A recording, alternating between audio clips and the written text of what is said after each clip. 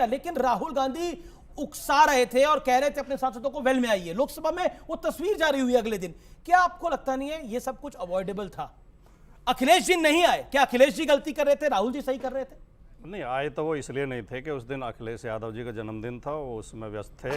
लखनऊ में बहुत बड़ा आयोजन था, नहीं पर नहीं, इसलिए वो लोकसभा में नहीं, हंसी की सदन में थे, वेल में नहीं आए। सदन में थे, अब वो वेल में नहीं आए। जिस दिन राहुल गांधी का भाषण हो रहा था अखिलेश जी सदन में नहीं थे। नहीं, जो अखिलेश जी लखनऊ थे, हंगामे वाले दिन की बात कह रहे हैं। मतलब इन्होंने माना कि वेल में जाना एक खराब चीज थी जो उस दिन उन्होंने करना उचित नहीं समझा अपने जन्मदिन वाले दिन। लेकिन सुधांशु जी ने जितनी बढ़िया तस्वीर मोदी जी के शासन की खींची है, मैं तो आश्चर्यचकित हूं। अब आम का सीजन है, आम पक जाते हैं जब ज्यादा तो आम टपक जाता है।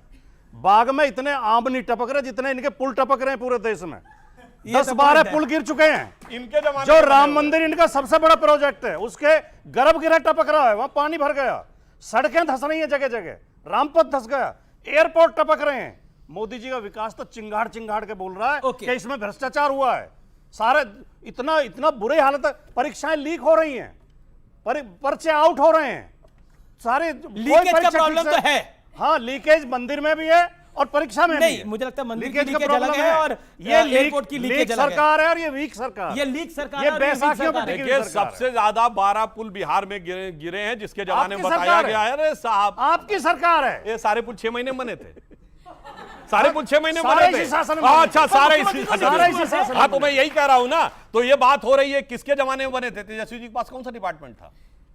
अरे भैया, जमीन पुल जायदाद सब गुमराह करने वाली महाराज। एक सेकंड, ये डबल इंजन की सरकार, एक अपराध की और एक भ्रष्टाचार की। ठीक है। ये 20 साल से सरकार में है। देखिए, उन्होंने कहा है कि ये लीक और ये गिरने वाली सरकार है, मतलब वीक लीक और लीक नहीं, ये सबसे सटीक सरकार है। देखिए, जो पुल गिरने की घटना बिहार में हुई उसकी जांच जारी है। जो भी इसमें दोषी गिरा होगा, तो सही पुल ना? नहीं, उसके कारण है, ड्रेजिंग कारण है और डिसिल्टिंग कारण है, जिसको कॉन्ट्रैक्ट कोई में तो दिया कोई गया। हर चीज का कारण होता है। नहीं, इंसान ऊपर भी चले जाता है तो देखिए, कहा जाता है आप एक बात समझिए, अगर पुल गिरा है तो सरकार उसको बनाई भी और इसको स्वीकार कर नहीं, गिर सकता है। अगर किसी की गलती होगी तो गिर सकता है। भ्रष्टाचार हुआ, उसकी जांच हो रही है और दोषियों पे कार्रवाई होगी। लीक से मुझे अचानक याद आ गया, विकी लीक्स में एक बयान आया था राहुल गांधी का, जिसमें वो कह रहे थे अमेरिकी अधिकारियों से कि लश्कर तैयबा से ज्यादा खतरनाक हिंदुओं का एग्रेशन है। वैसे मैं ये नहीं कहता विकीलीक्स में जो लिखा सब कुछ सही है, पर आज तक कांग्रेस पार्टी राहुल गांधी ने उसका खंडन ओके, आपका सवाल क्या है? पॉइंट क्या है? सवाल क्या है? अमीश जी प्लीज माइक मत हटाइएगा। 2 सवाल है, भाटी जी, रहमानी साहब और तिवारी जी। जी। राहुल गांधी नीट पर बात करते हैं, अग्निवीर पर बात करते हैं, महिला के केवल मणिपुर में है, बंगाल की संदेश खाली में महिला नहीं है, दिनाजपुर में महिला नहीं है। और दूसरी बात, आपने भाटी जी अभी कहा कि हिंदू होने पर गर्व है, लेकिन रहमानी जी, भाटी जी और तिवारी जी, सनातन पर जब कोई कीड़ा मकोड़ा बोलता है तो दर्द नहीं होता है, HIV एड्स बोलता है तो दर्द नहीं होता है। तब हम देखते हैं कि विपक्षियों का मुंह जो है सिल जाता है। इसीलिए आपने कहा कि इंडिया को कोई क्यों नहीं सुनता है, इसीलिए नहीं सुनता है क्योंकि कीड़ा मकोड़ा बताने के बाद भी आप लोगों का मुंह सुई धागा से सिला रहता है। ओके। राजकुमार भाटी, आपके सवाल का एक सीधा जवाब तो ये है कि हम कभी नहीं बोलते। हम हर धर्म का सम्मान करते हैं, हर जाति का सम्मान करते हैं। जो बोलते हैं वो गलत बोलते हैं, हम उसका समर्थक नहीं है। किसी धर्म के खिलाफ, किसी जाति के खिलाफ टिप्पणी नहीं करनी चाहिए। दूसरे, इसका जो सत्यता है वो ये है कि कुछ कट्टर हिंदू, कट्टर मुसलमान हैं दोनों तरफ, वरना ज्यादा तादाद में इंसान हैं दोनों तरफ। जी, दोनों तरफ कुछ खराब लोग हैं, उनका बहिष्कार होना चाहिए, उनकी निंदा होनी चाहिए। जी। अच्छा, कट्टर हिंदू दोनों तरफ हैं। ये दागिस्तान में जाके जो चर्चों पे हमला हो गया, वहां भी कट्टर हिंदू हैं। आप करो गुमराह, वहां भी गुमराह। श्रीलंका में चर्च पे हमला हो रहा है, वहां भी हिंदू है। हमास में जाके हमला हो रहा है, वहां भी हिंदुओं की वजह से हो रहा है। बर्मा में रोहिंग्या वाले में हिंदुओं की वजह से हो रहा है। सुनिए, बोस्निया हर्जेगोविना में हिंदुओं की वजह से हो रहा है, बेल्जियम में हिंदुओं की वजह से हो रहा है। सुनिए, लंदन, मैड्रिड, न्यूयॉर्क में हिंदुओं की वजह से हो रहा है, सिडनी में हो रहा है। ऐसा मत कहिए। 122 लोगों की शहादत हो गई, जो भारत के लोग नहीं थे। आप उनकी बात नहीं करेंगे, हाथरस में। आप मुझे बताइए कि उस बाबा को पॉलिटिकल संरक्षण कौन दे रहा है और क्यों दे रहा है? ये जवाब देना चाहिए। बहुत सारी बातें सामने आ जाएंगी पॉलिटिकल संरक्षण की बात, जो इन्होंने गंभीर बात कही है।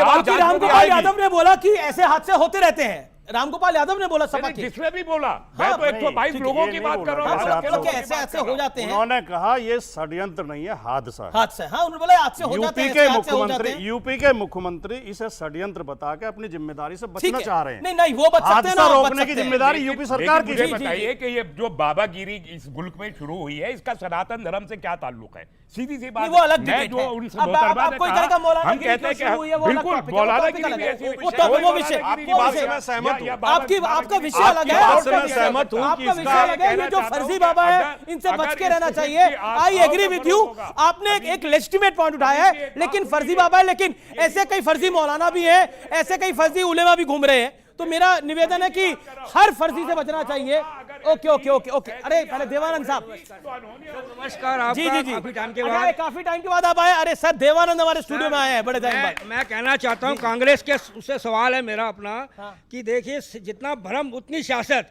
एक विपक्ष का जो नेता था राहुल गांधी जी, वो विपक्ष नेता है, नेता था नहीं, ये नेता है। सर मैं तो इसलिए कह रहा हूं कि आने वाले टाइम में पता नहीं ना कि पहले ही दिन सदन में भ्रमित कर दिया उन्होंने लोगों को। जी। भ्रमित किया क्या, अग्निवीर से लेके आपके लेके अपना जितने भी जो थे हमारे मुद्दे थे उन्होंने गिने थे, और सबने जो सत्ताधारी ने उसको रोका टोका। उसके बाद भी पूरे 140 करोड़ को भ्रमित करके इतना झूठ बोल दिया गया कि आज भी लोग भ्रमित है। और मैं भी भ्रमित हूं सर, मैं भी भ्रमित हूं। अच्छा मैं भ्रमित हूँ। अब मृत्युंजय तिवारी बताइए, भ्रमित है ये? अब इन्होंने वैसे चश्मा भी डाला हुआ है, काला हो सकता है, इन्हें सब धुंधला धुंधला दिखाई दे रहा हो। उनके बातों पर क्या जवाब दिया जाए कि राहुल गांधी जी ने देश के नौजवानों, किसानों, माताओं, बहनों के सवाल उठाए, छात्रों, नौजवानों के सवाल।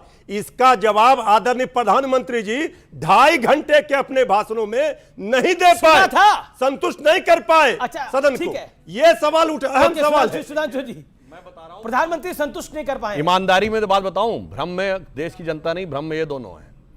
देखिए कांग्रेस का जो राइज हुआ है वो उन्हीं राज्यों में उन्होंने शानदार सफलता हासिल की जहां सहयोगियों के कंधे के ऊपर चढ़े हैं। प्रधानमंत्री जी ने कहा परजीवी है। उत्तर प्रदेश में 9.3% वोट पाके 6 सीटें पाई हैं उन्होंने। अब सर आप अपने टर्न पे बोले, आप अपने टर्न पे बोले, मैं बता रहा हूं। राजस्थान में पर राजस्थान मैं आपसे जिम्मेदारी कह रहा तो हूं, कांग्रेस जिन और राज्यों बीजेपी में आपने भाजपा और कांग्रेस का सीधा मुकाबला था, एक में भी कांग्रेस भाजपा से ज्यादा सीटें नहीं जीत पाई है।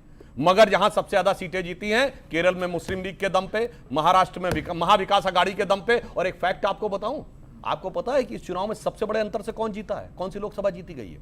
किसी को पता है? पता है, बताइए कौन सी? धुबरी। हाँ,